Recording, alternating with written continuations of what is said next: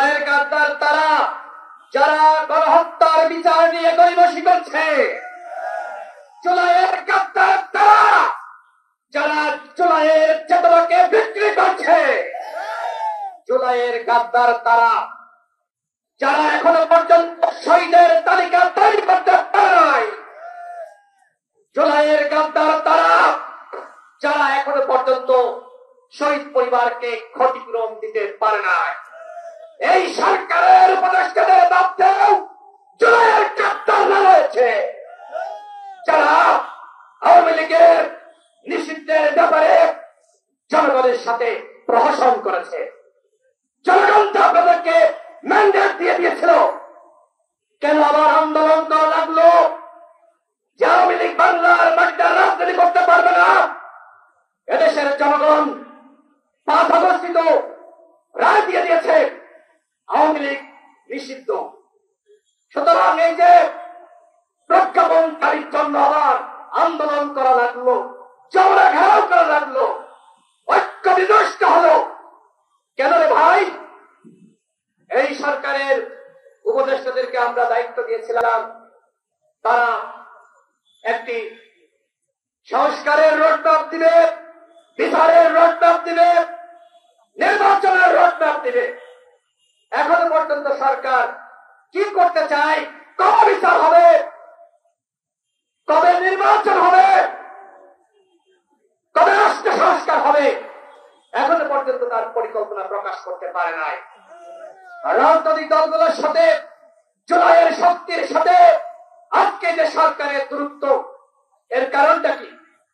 জুলাইয়ের সমস্ত শক্তিকে দূরে ফেলে দিয়ে কতিপয় কথিত মাস্টার মাইন্ডের পরামর্শে তারা সরকার পরিচালনা করতে গিয়েছিল, আর আমরা দেখলাম তাদের ব্যর্থতা।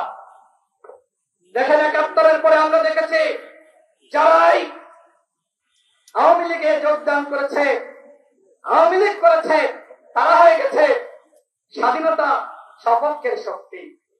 এই 24-এর পরে আমরা দেখছি যারা নতুন বন্দোবস্তের নামে একটি দলের সাথে যুক্ত হয়নি, তারা জুলাইয়ের শক্তি হতে পারে নাই।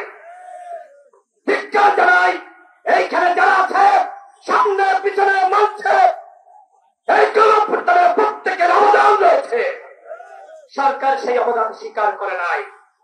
সরকার যদি আমাদের এই অবদান স্বীকার করত, সবাইকে নিয়ে সরকার গঠন করত, তাহলে এই অনেকটা আমাদের দেখতে হয় না।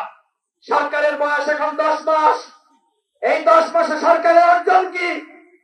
গণহত্যার ভিতরে সরকার কি কি করেছে, রাষ্ট্র সংস্কারে কি কি করেছে, নতুন বাংলাদেশ বিনির্মাণে কি কি করেছে, তার জবাব দিতে আমরা চাইতে পারি না।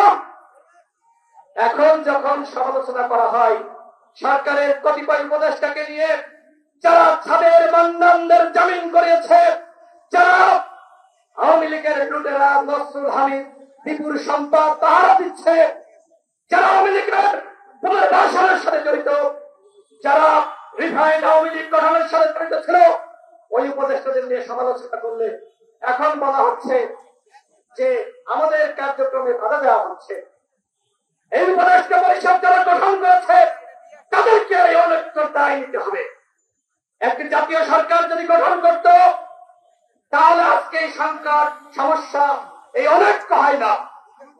আমরা যখন দেখি উপদেষ্টাদের পক্ষ থেকে অনেক এবং নৈরাজ্যের বক্তব্য দেওয়া হয়, তখন কি কোনো ঐক্য থাকতে পারে বন্ধুগণ? তখন কোন ঐক্য থাকতে পারে না। আমি বক্তব্য শেষ করব, তার আগে সরকারকে বলবো, যদি গণহত্যার বিচার, রাষ্ট্র সংস্কার করতে চান, জাতিকে আবার সুষ্ঠু নিরপেক্ষ নির্বাচন উপহার দিতে চান, তাহলে সবার আগে যেটি দরকার এই উপদেষ্টা পরিষদের সংস্কার। উপদেষ্টা পরিষদ পুনর্গঠন না করলে কোনোভাবে নতুন রাষ্ট্র বিনির্মাণ করা যাবে না। এখানে অসংখ্য অযোগ্য লোক রয়েছে, অনেকের মাস্টার মাইন্ড রয়েছে, তারা ইতিমধ্যে জুলাইয়ের সমস্ত শক্তির সাথে অনেক বিভাজন সৃষ্টি করেছে। এইভাবে বন্ধুগণ রাষ্ট্র চলতে পারে না।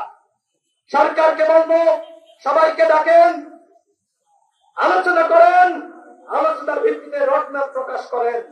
সরকারের মধ্য থেকে আজকে মিষ্টি মিষ্টি কথা বলছে, আজকে মানবিক করিডোর নিয়ে চক্রান্ত চলছে, আজকে চট্টগ্রাম বন্দর নিয়ে চক্রান্ত চলছে, আজকে সেন্ট মার্টিন নিয়ে চক্রান্ত চলছে। আমাদের স্পষ্ট কথা, কোনোভাবে এই বন্দর নিয়ে এবং একই সাথে মানবিক করিডোর নিয়ে চিনিমিনি খেলা যাবে না। জনগণের ম্যান্ডেটের বাইরে গিয়ে কোনো সিদ্ধান্ত নেওয়া যাবে না।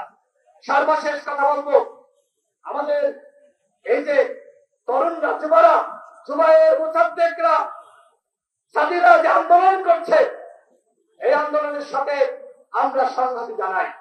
জুলাইয়ের কাপ্তান ছাড়া সবাইকে নিয়ে নতুন ভাবে ঐক্য তৈরি করতে হবে এবং সরকারকে বাধ্য করতে হবে রাষ্ট্র সংস্কার, গণহত্যার বিচার এবং একটি অবাধ সুষ্ঠু নিরপেক্ষ নির্বাচন জাতিকে উপহার দেওয়ার জন্য। এখানে যারা ঐক্য প্রতিষ্ঠার জন্য এসেছেন, হাজারো মানুষ যারা হয়েছেন, আমাদের এই তরুণদের ডাকে আপনাদেরকে বলবো, নিজেদের মধ্যে ঐক্য করেন,